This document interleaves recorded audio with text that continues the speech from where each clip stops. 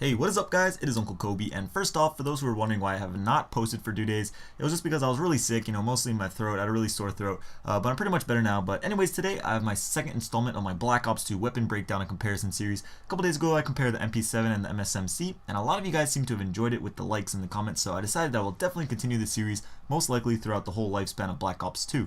So like I said in my last video, I compared 2 SMGs, so I thought today I'd cover 2 assault rifles. The Type 25 was by far the most requested, so I decided to put that head-to-head against the MTAR. Now the reason for that I chose the MTAR, well, you get both of these weapons fairly early into your leveling process. For some of you, it might be hard to choose exactly which gun is better for you, so that's what we're going to do and going to be taking a look at in this video. Some of the stats, bullet spreads, and just overall usefulness of the gun. And as always, if you enjoy the video, please take the time to give it a rating. I would appreciate it very much. But anyways, let's get right into this breakdown. So the MTAR, as you know, is the first assault rifle that is available to you in the game, and just like its cousin MW2, it's just meant to be an overall, all-around good weapon. The Type 25, however, is a purebred assault rifle that we're all used to and is rapidly becoming people's favorite assault rifle of choice.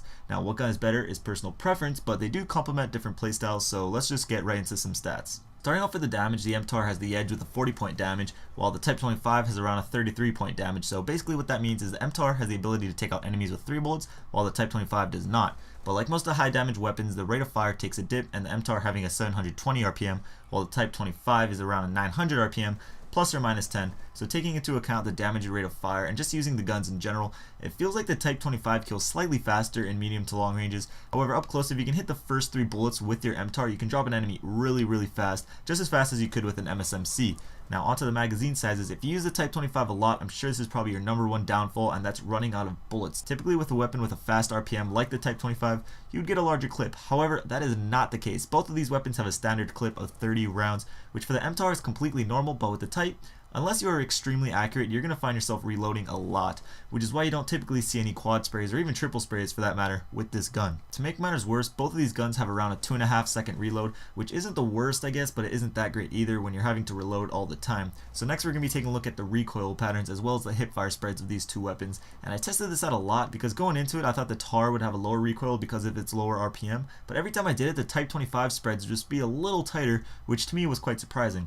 Now with the hipfire spreads, they were both about the same whether I was standing or crouching, so rate of fire would be the key factor whether or not you win a hipfire gunfight between these two weapons. So which gun is better? I really can't say. They both have their pros and cons, but if I was expecting to see some close quarter combat, I would personally go with the MTAR because it is stronger and the lower RPM actually works in your favor.